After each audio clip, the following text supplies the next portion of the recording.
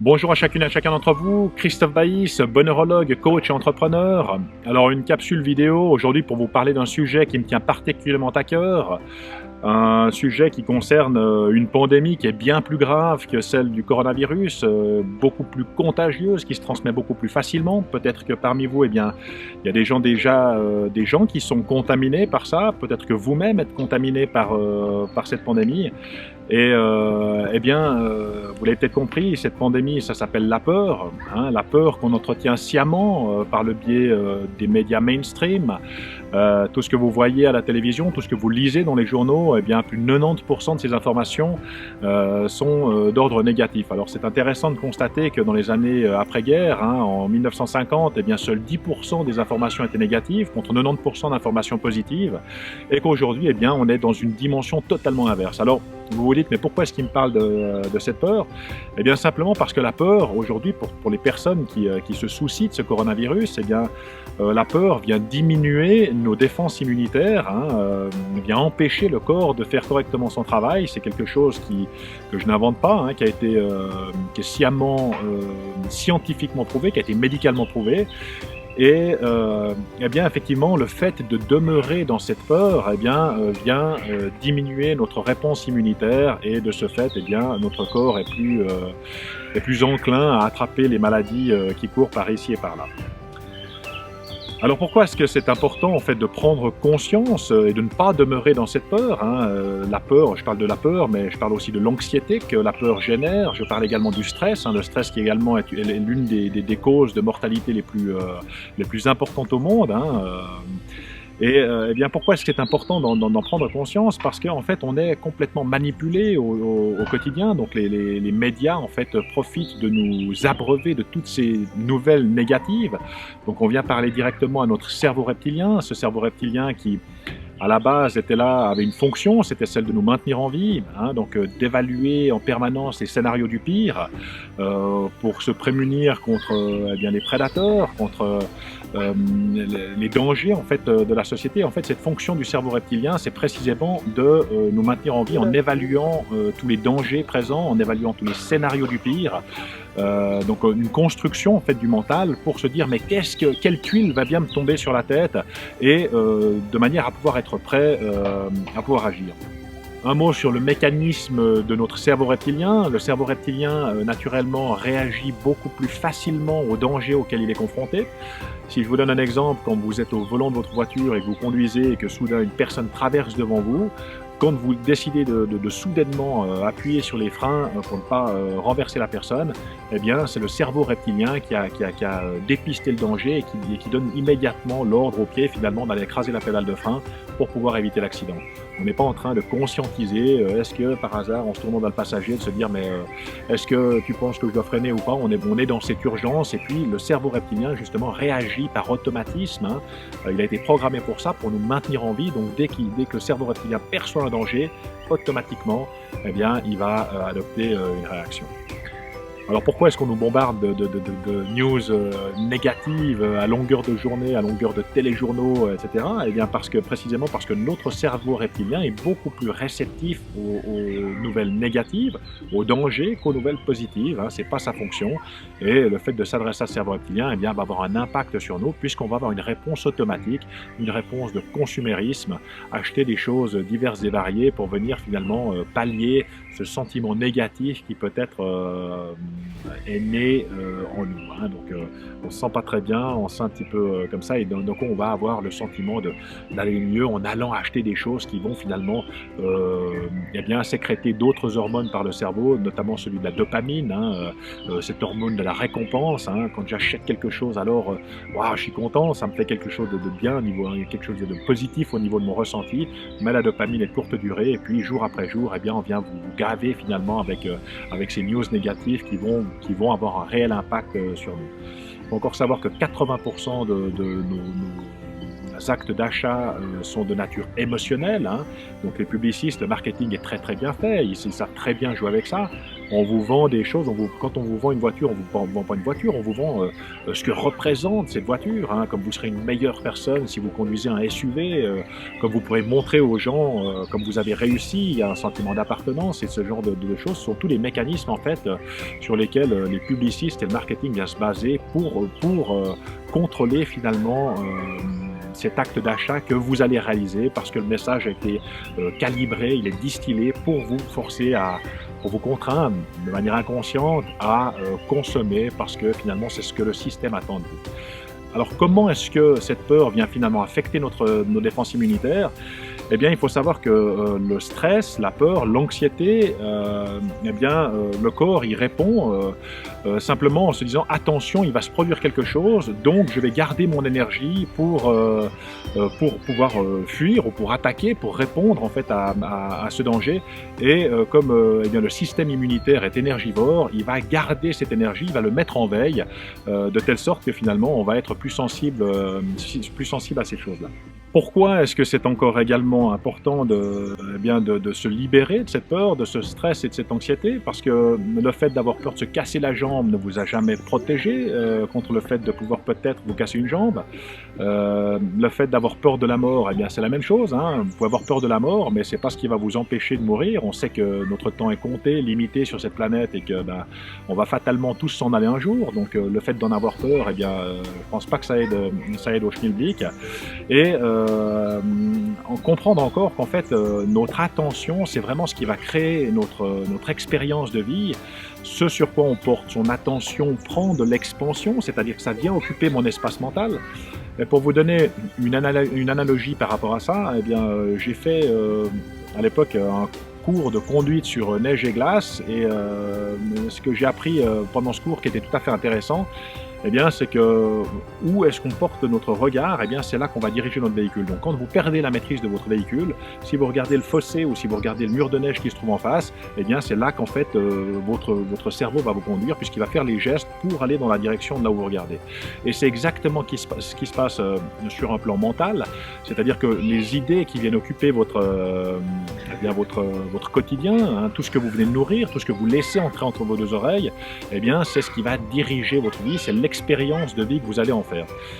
Quand vous êtes dans la peur, fatalement, vous générez de l'anxiété. Et puis ensuite, l'une des grandes conséquences de cette chose-là, c'est qu'au niveau énergétique, il faut savoir que le cerveau fonctionne comme un émetteur-récepteur, c'est-à-dire qu'on vibre, on a une fréquence à laquelle on vibre, un petit peu comme un Wi-Fi. Quand on est sur la peur, la fréquence est très très basse.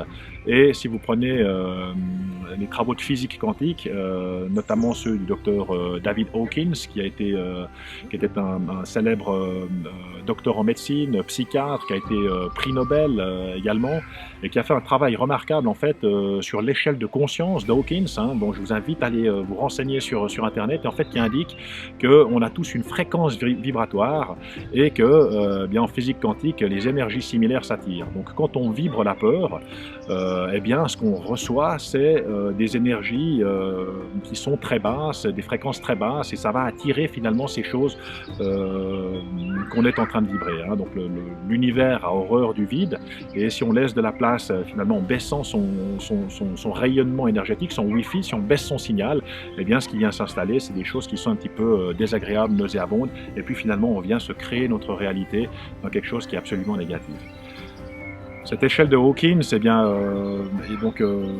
il a différents degrés. Donc le degré le plus bas finalement de rayonnement énergétique, de ce qu'on rayonne avec son corps, avec son cerveau, on est à 20, et le niveau maximum, on est à 1000.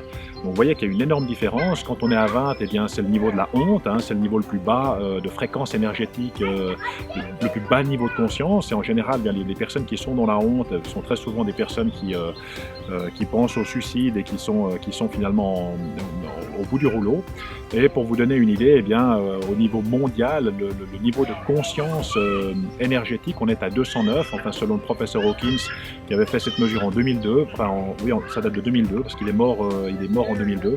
Donc en 2002, on était avec un niveau de fréquence au niveau de l'humanité à 209. Donc le niveau 200, c'est le niveau du courage, et on était juste en dessus de ce niveau de 209. C'était en 2002. Entre-temps, on a eu diverses choses, divers événements négatifs qui se sont produits. Il y a eu la crise de 2008, maintenant il y a cette crise avec le Covid de 2019-2020, et il y a énormément de peurs qui sont venues se greffer en fait dans l'esprit des gens. Et il faut savoir que la peur est bien un rayonnement de sang, donc on est à la moitié finalement, et eh bien c'est là que précisément eh bien, les maladies vont avoir tendance à s'incarner dans notre corps. Alors c'est exactement la même problématique avec le burn-out, avec les maladies psychosociales, comme on les appelle pudiquement. La personne qui se trouve en stress permanent, eh bien, le corps vient se mettre en mode survie, le cerveau va produire des hormones tels que le cortisol, qui vont nous mettre en énergie basse, et quand on est en énergie basse, eh bien, fatalement, ça empêche le corps de faire son travail de nettoyage naturel, et puis c'est là qu'on va somatiser, et puis pour finir, tomber soit en dépression, soit en burn-out.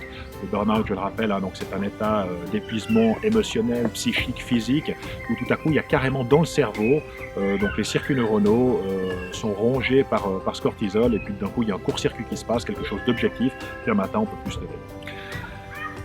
Donc voilà un petit peu ce que je voulais. Je souhaite attirer votre attention en fait sur ce phénomène de peur. Donc demeurer dans la peur n'a jamais été d'aucun secours. Nos peurs sont des constructions de notre mental. Les psychologues qui sont intéressés à ces problématiques savent que plus de 95% de nos peurs ne se produisent jamais, donc on est simplement dans la création du scénario du pire. On vit dans le futur, hein. Le futur est anxiogène, on se dit oulala, qu'est-ce qui va se passer, qu'est-ce qui va se produire, qu'est-ce qui va me tomber dessus. Si on vit dans le passé, on est dans la dépression, hein. On est tout le temps en train de regretter, c'était mieux avant, et puis on est tout le temps dans ce point de comparaison, et finalement on se retrouve aussi dans une énergie négative. Et en fait, ce qu'on se rend compte, eh bien, c'est qu'il n'y a que le moment présent qui a de l'importance, hein, puisque le passé n'existe plus et que le futur n'existe pas. On ne sait pas s'il y aura un futur.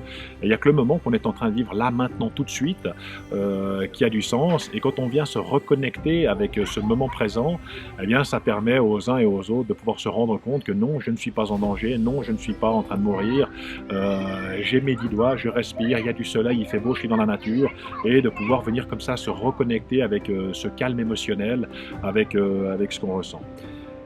Et peut-être encore une piste que j'aimerais vous donner par rapport justement à si vous êtes aujourd'hui actuellement victime de ces peurs, eh bien c'est simplement de venir vous reconnecter avec votre ressenti. Les émotions sont les émotions, elles sont là pour nous indiquer quelque chose. Hein, le terme émotion vient du latin, je l'ai déjà dit dans une de mes précédentes vidéos, mais qui signifie du latin emovere, qui signifie mettre en mouvement. Donc l'émotion est là pour nous mettre en mouvement. Donc il s'agit vraiment d'écouter ce signal que nous donne notre corps, venir dire ok, qu'est-ce que je ressens maintenant, mettre un nom sur cette émotion. Ok, je ressens de la peur, d'accord. Qu'est-ce qui génère cette peur? Qu'est-ce qui est à la source de cette émotion? Et venir conscientiser ce qui se produit à ce niveau-là. Et si on est dans quelque chose sur lequel on a du pouvoir, eh bien on va poser une action, on va entreprendre quelque chose, prendre une décision, passer à l'action pour pouvoir transformer la situation qui nous est pénible et qui génère cette peur. Et si on est dans une contrainte, quelque chose sur lequel on n'a pas de pouvoir, eh bien il n'y a qu'une chose à faire, c'est d'être dans l'acceptation, dans l'accueil.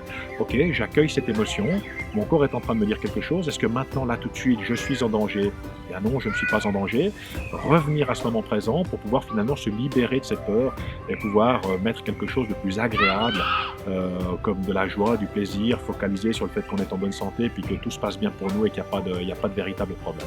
La situation qu'on est en train de créer, que les médias sont en train de créer, que certains groupes de pression qui veulent imposer certaines choses à la population mondiale sont en train de créer, eh bien, donc on va générer ce sentiment de peur et on va tout à coup vous proposer une solution miracle et bien le cerveau reptilien, quand il va percevoir qu'il y a une possibilité de s'en sortir, va accepter sans aucun problème, va peut-être même demander à opter pour cette solution. Je parle ici de vaccination.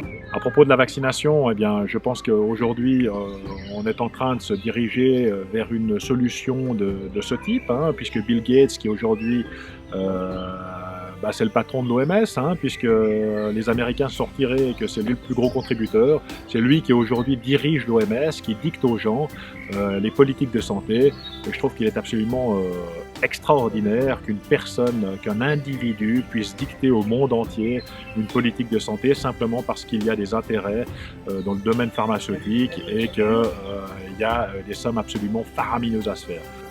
À la réflexion pour se faire un avis, un point de vue, et je pense que le devoir des citoyens qui vivent en démocratie, eh bien, c'est en tout cas de se faire un point de vue, de se forger une opinion, et pas simplement avaler ou croire ce qui est marqué dans les journaux ou qui passe à la télévision, mais simplement s'informer, choisir ses sources d'information, se renseigner sur des problèmes, sur des thématiques qui nous tiennent à cœur, afin de ne pas être manipulé et puis de ne pas faire de choses que par la suite on pourrait peut-être regretter. Alors j'espère que vous avez trouvé de la valeur dans cette capsule vidéo. Si c'est le cas, eh bien, je vous remercie d'avance pour votre soutien, mettre un petit pouce sous cette capsule vidéo. Si vous souhaitez être informé de mes prochains contenus qui sont toujours en lien avec le développement personnel, avec le développement finalement de notre potentiel, ses potentiels cachés, de pouvoir vivre sa vie au plus près de ses valeurs, de la personne que nous sommes vraiment, révéler cette personne que vous êtes vraiment, eh bien n'oubliez pas de vous abonner à ma chaîne YouTube. C'est tout pour aujourd'hui. Prenez bien soin de vous, prenez bien soin de vos proches, et jusqu'à notre prochaine communication, je vous dis bye tout le monde.